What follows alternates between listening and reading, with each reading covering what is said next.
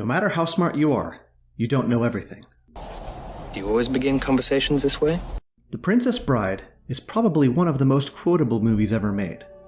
In fact, that might even be what it's most famous for. It's full of memorable characters saying memorable things. There's one quote in particular that I want to take a closer look at in this video.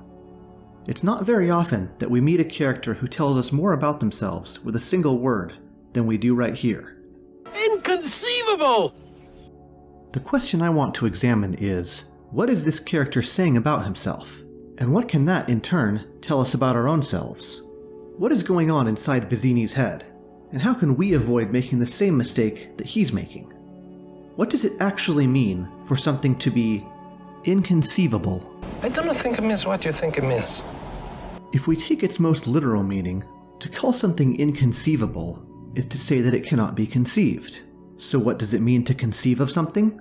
To conceptualize it, or, in simpler terms, to think about it. For an idea to be literally inconceivable, it would have to be something that, by its very nature, cannot be thought about in a coherent manner. Something like 1 + 1 = 5. I can say the words, and I know what they each mean individually, but when I put them together, they form an idea whose meaning is in some sense incomprehensible to me. What would it mean for 1 + 1 = 5? I don't know, because I can't conceive of it. I have no idea what it would look like to inhabit a version of reality where that was true. So I think we can guess that that's not exactly the meaning that Vizzini has in mind. But I think we can identify a coherent definition for how he's using the term. It's not strictly accurate if we take the most literal meaning, but it's not exactly nonsense either. When Vizzini calls something inconceivable, I think there's an important sense in which he's saying something true. But as we'll see, even though Vizzini thinks he's saying something about the world around him, he's actually telling us about himself and about how his own mind works. To illustrate what I mean by this, I think it might be helpful to look at the first couple times he uses the term. We'll reach the cliffs by dawn. Why are you doing that? Making sure nobody's follow us. That would be inconceivable. Stop doing that. We can all relax. It's almost over. You're sure nobody's follow us? As I told you, it would be absolutely, totally, and in all other ways, inconceivable.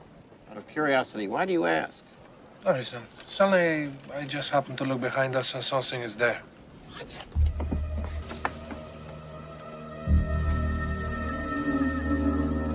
Probably some local fisherman out for a pleasure cruise at night through eel-infested waters.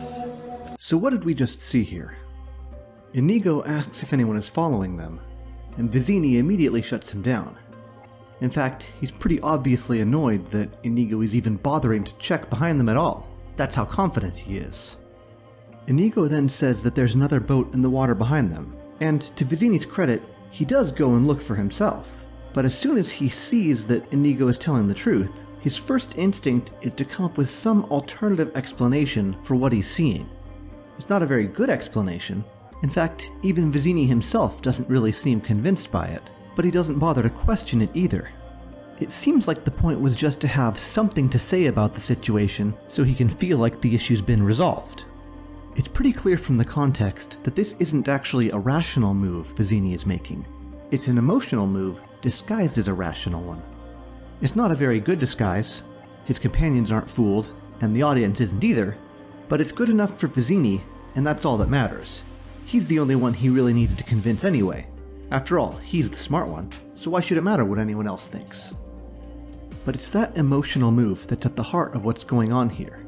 Dismissing a new possibility before he's fully considered it, and convincing himself that it's a rational choice to do so. Even though it's fairly obvious to those around him, it probably doesn't occur to Vizzini that his emotions are involved at all.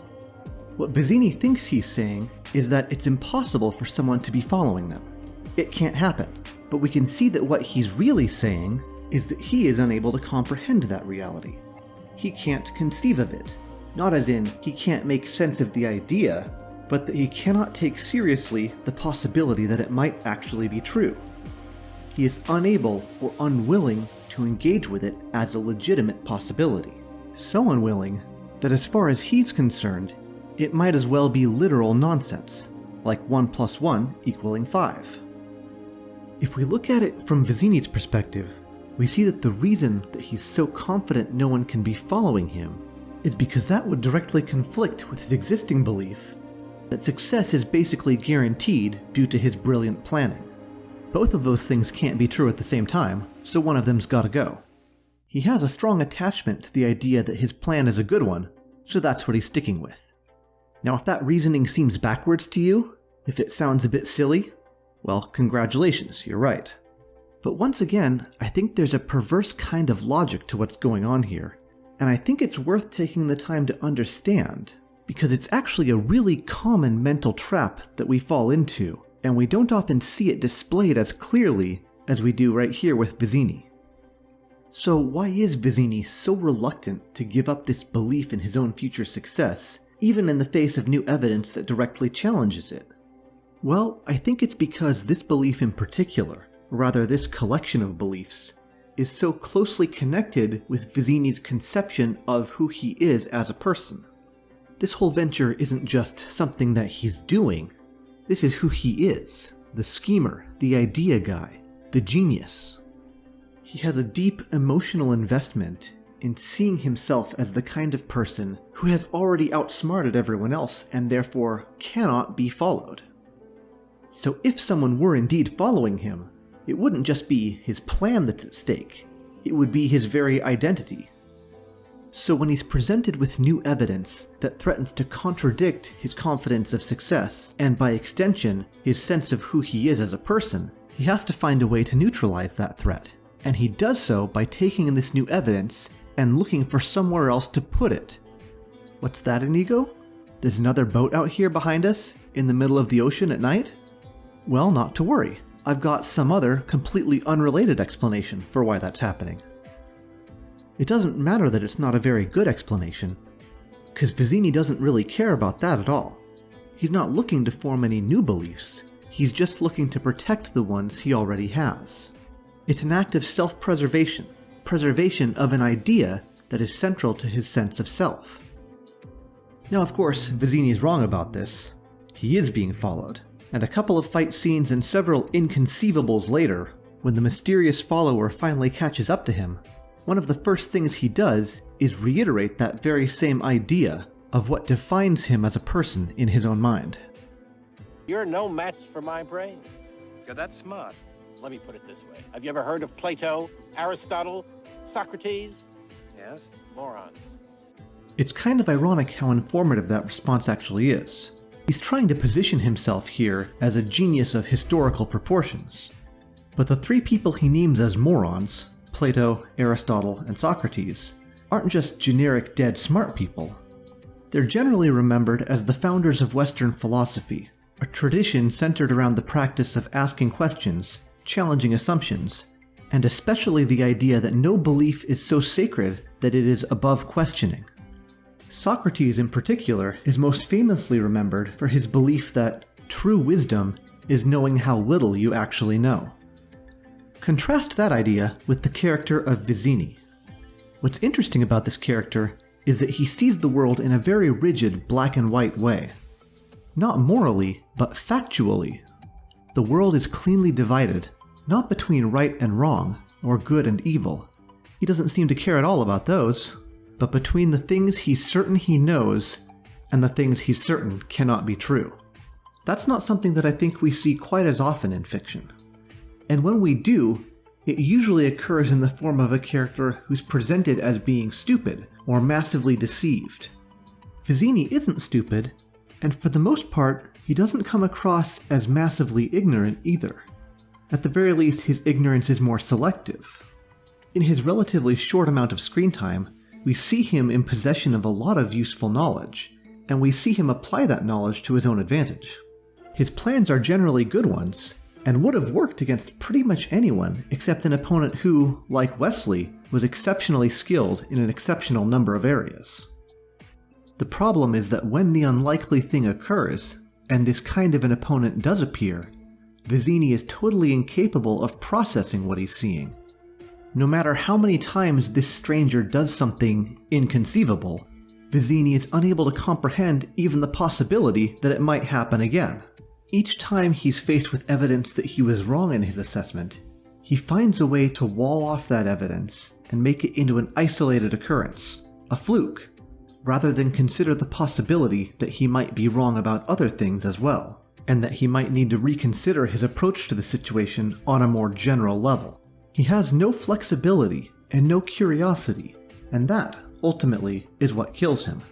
He literally dies laughing at how stupid his opponent is, never realizing that he, Vizzini, is the one who's been fatally outsmarted. And the way that it happens is interesting too. Wesley and Vizzini both cheat, just in different ways. Vizzini, still firmly believing himself to be in control of the situation, switches glasses and then waits for Wesley to drink first, thinking that if Wesley goes ahead and takes a drink, it's a sign that his own goblet, which is now held by Vizzini, is the one without the poison. He's pretending to play one game, and in reality is playing an entirely different one. The thing is, so is Wesley. But Vizzini can't predict that for all of the same reasons that we've already talked about. It doesn't occur to him that a willingness to cheat, to resort to trickery, might not make him unique or special. The truth is, they're both cheaters, but only one of them comes not only prepared to cheat, but prepared to be cheated. That's the real battle of wits, and Vizzini never even sees it coming. It's interesting that the three kidnappers each rely on and represent one thing that they're really exceptionally good at: strength, skill, and cleverness. Wesley beats each of them by applying all three of these things together.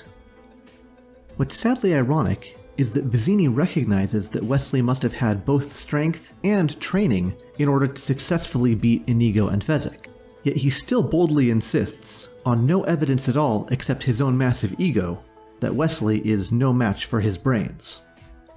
He even briefly considers, but then immediately rejects, the possibility that Wesley's already demonstrated strength or study might play a role in his plan to best Vizzini. Sure, it's a possibility, but only in a theoretical sense. He can consider it in an abstract sort of way, for the purpose of showing off his intellect, but he can't take it seriously, and he can't act on it as a legitimate possibility.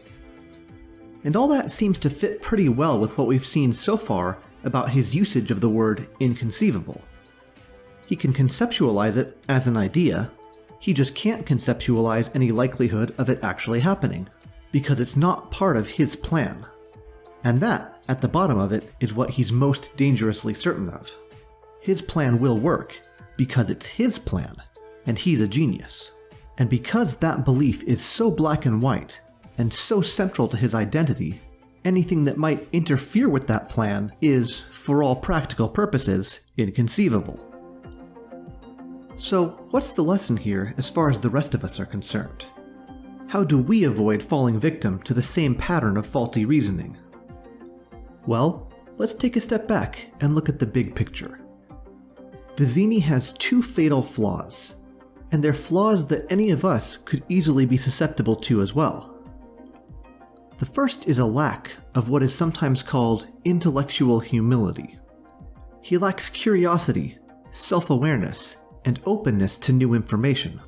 He's too easily convinced that whatever he already knows, or already thinks he knows, is the whole story. That's something I think we can find dangerously relatable. A false sense of certainty is always tempting, and our culture today strongly encourages it. We're commonly expected to have an opinion on all sorts of things, even things that on some level we might realize we know next to nothing about.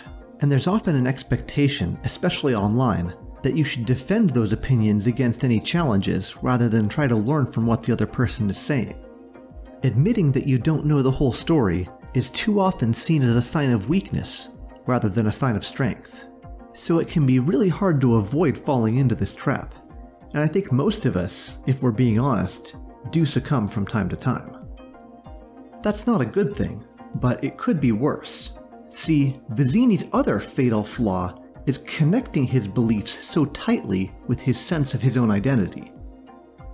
He allows his intelligence to define him, which is risky enough on its own, but what makes it really dangerous is his idea of what it means to be intelligent.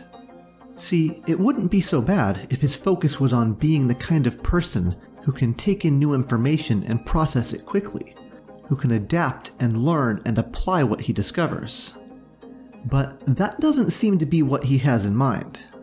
As far as we can tell, it seems like intelligence, for Vizzini, means knowing all of the things, being ahead of everyone else, already knowing what's going to happen. At its core, it's about already having everything he needs, rather than about being able to get whatever he doesn't have. That kind of intelligence, or rather, that idea of what it means to be intelligent, puts you at odds with new information, instead of empowering you to take control of it and use it to your advantage. So what can we learn from Vizzini? Beware of black and white thinking, not just about morality or politics. That's a pretty common character flaw we see in fiction, the character who's too convinced of their own righteousness. That's an important lesson too, but it's one that I think is a little bit more familiar. The specific lesson here is that we're just as susceptible to black and white thinking on factual questions, and it's just as dangerous. Now, of course, there are things that are true, and there are things that are false. Facts exist, and we can learn them and verify them. It's fine to be confident in that general principle, but let's not be too sure at any given moment that we know exactly what they are. Always leave some room for life and reality to surprise you. In fact, if we look closely, I think we can see that as a theme that runs through the entire movie. Life is full of surprises, and the people that embrace that and adapt and flow with it are more likely to find success and happiness, while those who resist life's surprises, those who continue to insist that they're already in control of the situation, are ultimately forced to watch as that illusion of control is ripped away from them. I'm pretty sure there's more to say about that idea as it relates to the movie as a whole, but that would be a video for another day. For now, let's keep it simple. Remember Vizzini. Remember that just because something is inconceivable, that doesn't mean it can't happen. It just means that you won't be ready for it when it does. So keep your eyes open and stay curious.